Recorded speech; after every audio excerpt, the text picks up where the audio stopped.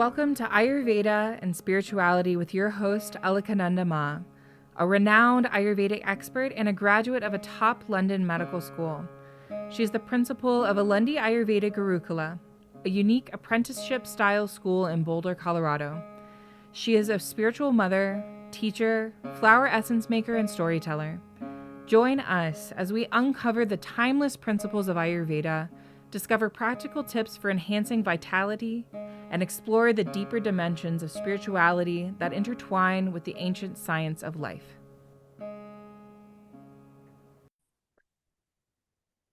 Namaste. We're going to be talking today about allergies because allergy season is here.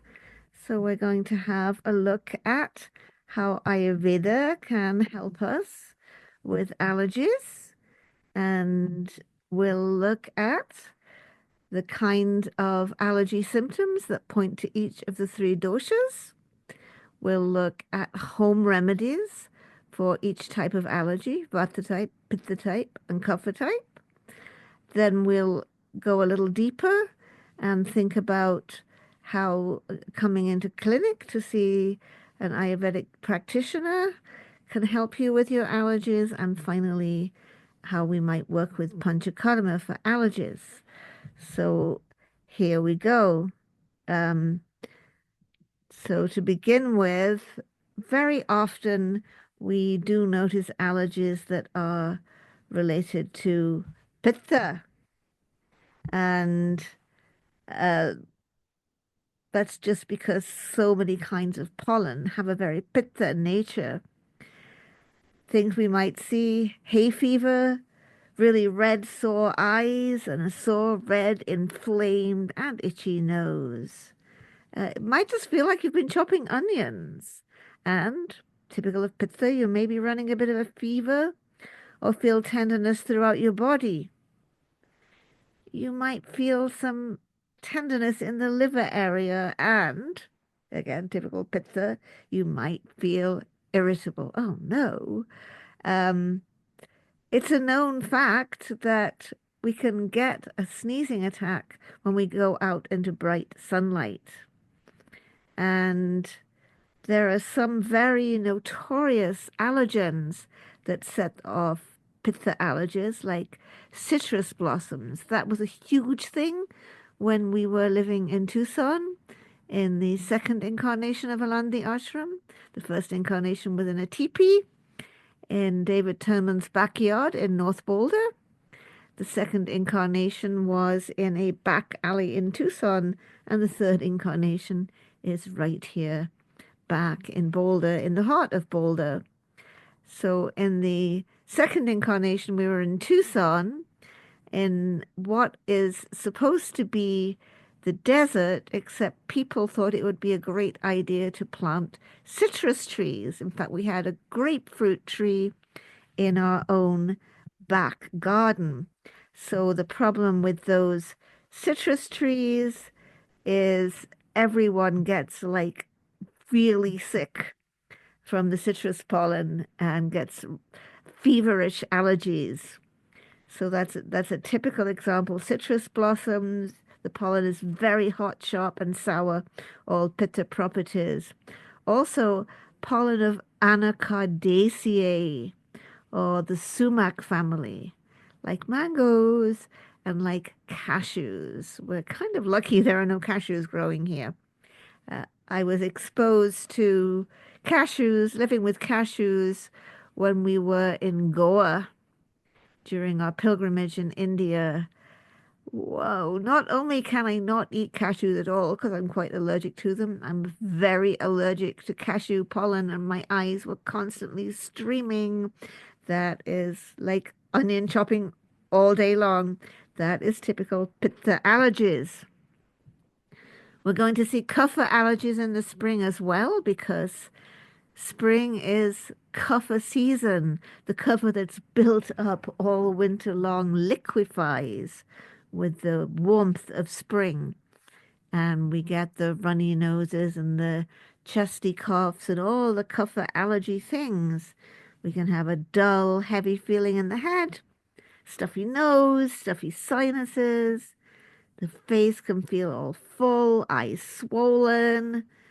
We get lethargy, sleepiness, and tons of mucus. And the postnasal drip can set off asthma in people that are prone to get asthma.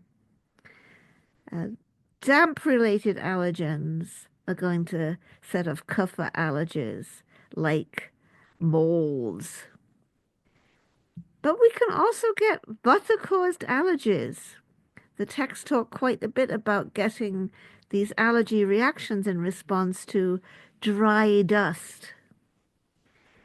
Here we get a feeling of excess dryness and pain in the nose and sinuses, and there's a dry, hoarse feeling in the throat. We could even get spasmodic asthma.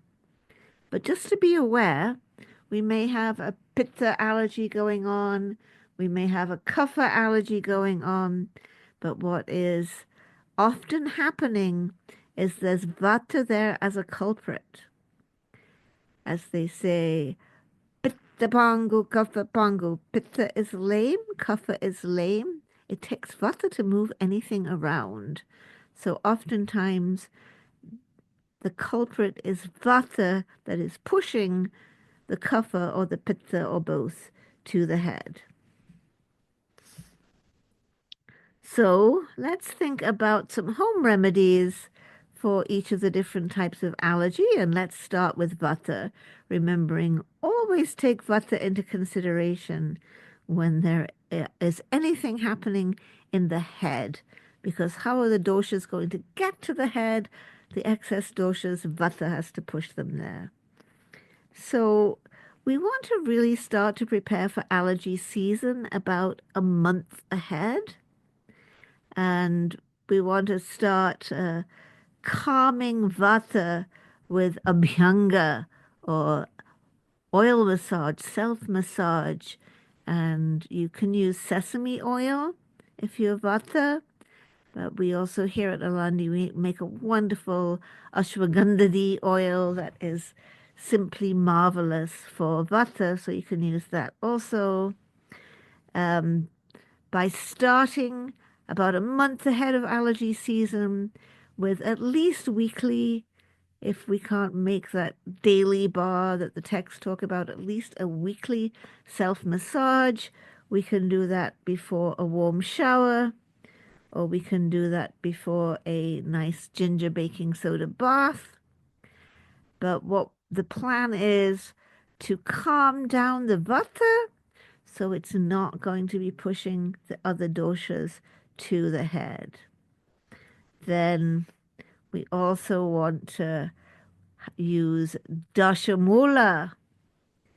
That's a wonderful thing for vata. If you've been into clinic lately, you're very likely to have been recommended dashamula tea, because ever since the pandemic started, I've been finding that really it's dashamula tea that the texts talk about for dealing with the long-term effects of COVID. So your dashamula tea is a perfect remedy for getting your vata pacified so it won't push doshas to the head. It's a great beverage. Another way you can try to balance vata in order to prepare for allergy season is at bedtime, take a cup of warm milk, stir in a teaspoon of ashwagandha. That will help to balance vata. Once allergy season hits, there's a very nice remedy. This remedy is great for children. It is called Sitobaladi Churna. It's really good for runny nose and cough. Also, if vata is pushing the kapha to the head, and obviously in clinic we can help you figure that out, you want to be using dashamula tea, which is going to balance both vata and kapha and calm down those sinus symptoms. And dashamula tea is marvelous for asthma as well. Interestingly, in the texts, Charak says we can do a rice gruel with dashamula in it to alleviate cough, hiccup, breathlessness, and kapha. For vata type allergies, we do want to use nose drops or nasya. Here at Alandi, we make a wonderful vata nasya. I find of all the nasyas that we make, that is my personal favorite. And I really like to have it when I've been exposed to any vata type irritants like smoke or dry dust. So it'll come in very handy for you during wildfire season as well. Really good for dry, painful nasal passages and headaches. For a dry, raspy throat, licorice tea, and not only will it soothe your dry, raspy throat, it is also full of anti-allergy properties. Carry on with that vata nasya for about a month after allergy season to help the nasal mucosa recover. It's a nourishing as well as vata soothing nasya. It'll really help your nasal mucosa. Moving on then to pitta. What should pitta start on a month before allergy season? Strengthening the liver and calming down pitta. So a friend in need is a friend indeed, and pitta's bitter best friend is Mahasudarshan Churna, the great weapon of Vishnu that destroys disease. It's wonderful to strengthen the liver, to cleanse the lymphatics, to reduce pitta, generally to get us prepared for the allergy season. You can take a half teaspoon of Mahasudarshan in the morning on an empty stomach. And as we were saying the other day on YouTube, you want to mix that Mahasudarshan really well in honey. Mix it up super well so there's none of the bits of powder sort of like adhering on the outside of the honey. Stir it up really well. And then it tastes okay. And wash it down with some warm water. I actually have a lot of pitta friends that love the taste of Mahasudarshan and just that cleansing feeling in the morning. Another great ally for pitta is amlaki. We should always have amlaki available because pitta accumulates in the small intestine and we want to gently remove it by having a good bowel movement every single morning, soft like a ripe banana, so we can gently remove excess pitta dosha by having a cup of amlaki tea at bedtime. We use the typical dose is a half teaspoon, steep for 10 minutes in boiling water, strain it, and then some people like to take it at bedtime to get a good morning bowel movement. Other people prefer to start the day with it. Either way, take it on an empty stomach. Get into a pitta-soothing diet, an anti-inflammatory diet. Stay away from fried foods, processed foods. Cut back on the nightshades. Cut out the chilies, the onions. Cut down the garlic. Garlic. I know you have a hard time with my British accent. And then I have to go Scottish. Garlic. Red meat. Can you maybe just cut out red meat, but at least way back? And egg yolks too are really not good for pitta. And then thinking about our habits, the habits that are going to upset pitta, too much alcohol, too much caffeine, and of course, any and all recreational drugs. Everything the liver has to process is not going to help pitta. And we could even do a khichdi fast for a week. You can talk about that if you come into clinic.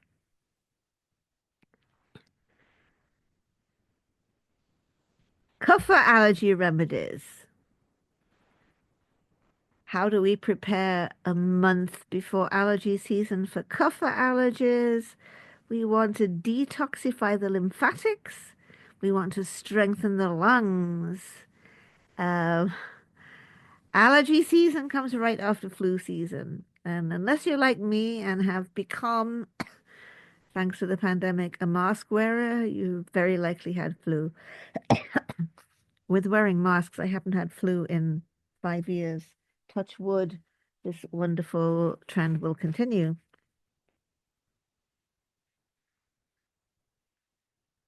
So if you've had flu or bronchitis, or if you just want to prepare for allergy season, you want to take Chyawanprash. The one we use here is just titled Prash.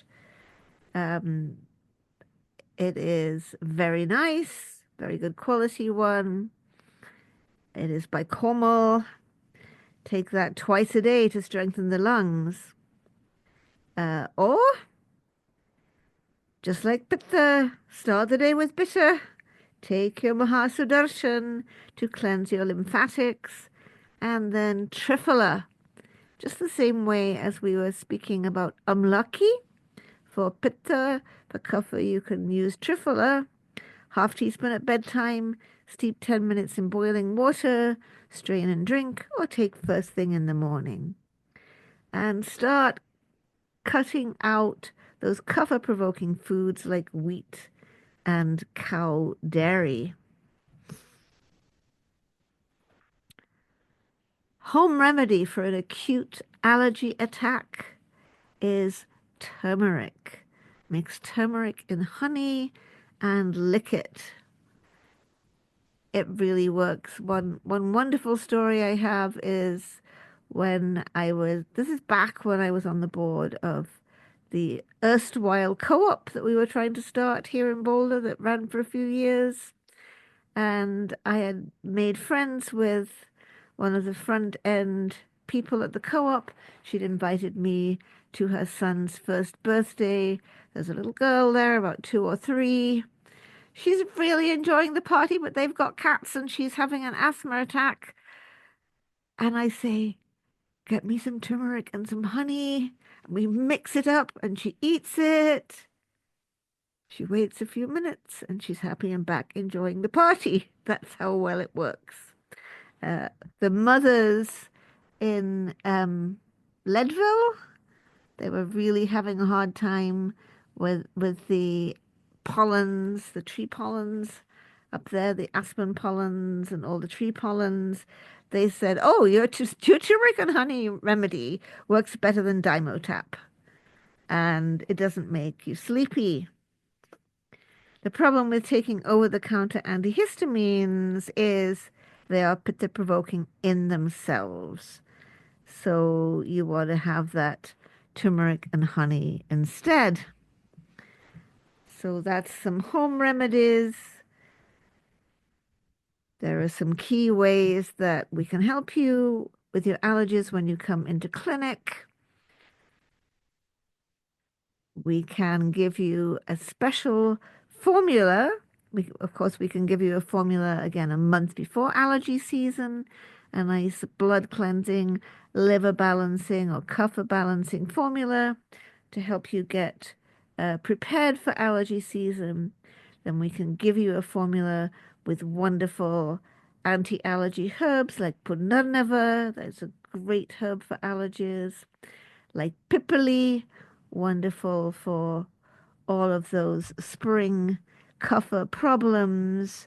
We can give you a really nice formula and help you with all the lifestyle tips. We can analyze which doshas are involved in your allergies and recommend accordingly.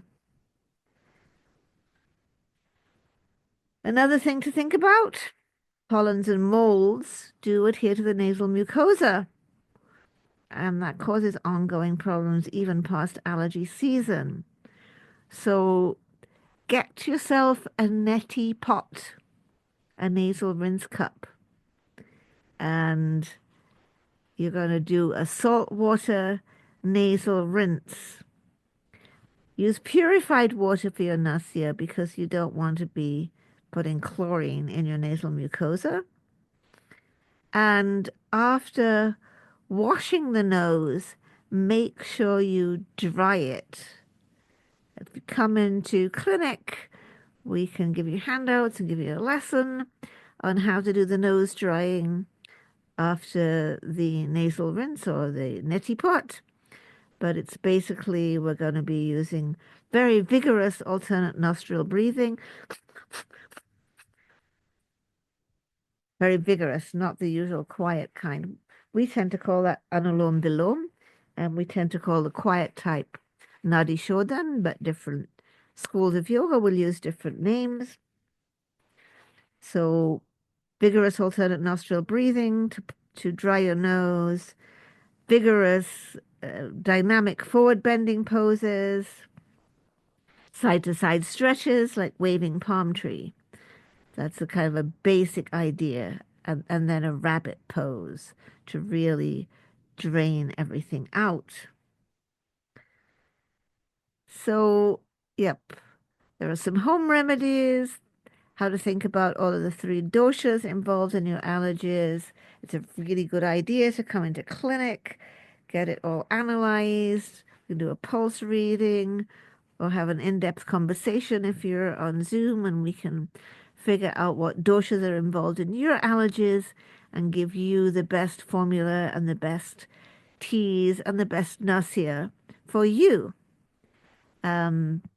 We also want to think about how do we get rid of allergies or hugely improve our allergy season health. And the best hope of doing that is panchakarma. You may have heard of panchakarma before. It is an Ayurvedic cleanse, and it consists of 3 phases. The first phase is what we call purva karma, the preparatory practices that involves oiling, as we just were talking about oiling for vata with ashwagandha tailam or sesame oil, oiling and sweating, sweating mildly in a warm shower or sweating more thoroughly in a ginger baking soda tub or a special sweat tent or sweat box, but also oiling internally. Typically, we have to recommend individually for the person, but typically very often with tikta ghee with bitter herbs. So we are softening and liquefying the doshas so they are ready to get expelled from the body. That's the first stage of panchakarma, purvakarma, preparatory practices. Then the actual panchakarma proper. That includes typically a khichdi diet, but we will vary the diet according to your needs, your individual requirements. It includes a combination of 5 actions. Vaman, therapeutic vomiting. Okay, that is not, emesis is not the most popular thing, but for those of us who are allergy sufferers, it can be a lifesaver. And the one we do is a very mild and gentle type of vaman that comes from the shat karma of yoga. So it's a lot easier to do. You just need to be instructed in how to do that. The next is Virechan, a cleanse typically using castor oil with the right vehicle, orange juice, warm milk, ginger tea, selected for you, and how the number of days we need to do of that Virechan or that purgation depends on you and the ongoing factors during your cleanse. And then we do 2 different kinds of vasti or medicated enema. One that is done with a smaller amount of oil, the specifically right oil for you, and one that is done with a mixture of herbs, again selected specially for you. We do at least 3 of those enemas. Then, after that's 4 of the 5 actions, the 5th action is the nasya or the nose drops. Again, we pick exactly the right nose drops for you. After doing those actions, then we go to what we call panchakarma, which is the wrap up from panchakarma, the post-op, so to say, pre-op, op, and post-op, purva karma, pradhana karma, the actual actions, and pashat karma, the wrap-up that's coming out of your mono diet with some sarjana krama, or the gradual stepwise rekindling of digestive fire through taking our eating down to very simple and gradually building it up, and then getting on some rejuvenative protocol, rejuvenative herbs. We call that rasayana, rejuvenative herbs, and rejuvenative medicated ghees and other practices to help you rebuild your strength and feel much better than before. So that is the best way to potentially root out the tendency to have allergies and experience much better health. Okay, so we looked at the vata, pitta, and kapha type of allergies, home remedies for each of the types of allergies. We looked at doing the nasal rinse because of the pollens adhering to your nose. We looked at the value of coming into clinic and getting someone to help you figure out the doshas and what herbs to take. And then we looked at panchakarma. I do hope that your allergy season will go well and that these suggestions will help you to have an enjoyable spring. Namaste. Thank you for tuning in to Ayurveda and Spirituality with Alakananda Ma. We hope today's exploration has ignited a spark of curiosity and insight within you. If you enjoyed this episode, be sure to leave us a 5-star review and share it with a friend. For more enlightening discussions and practical wisdom on Ayurveda and spirituality, subscribe and join our Facebook group, Alundi Ayurveda. To allow us to continue sharing valuable content, consider donating to Alundi Ashram. The links will be in the show notes. Until next time, may you walk the path of Ayurveda with grace and embrace the light of spiritual wisdom in your journey. Trayambakam yajamahe sugandhim pushtivardanam urvarukamiva bandanam mrityormukshi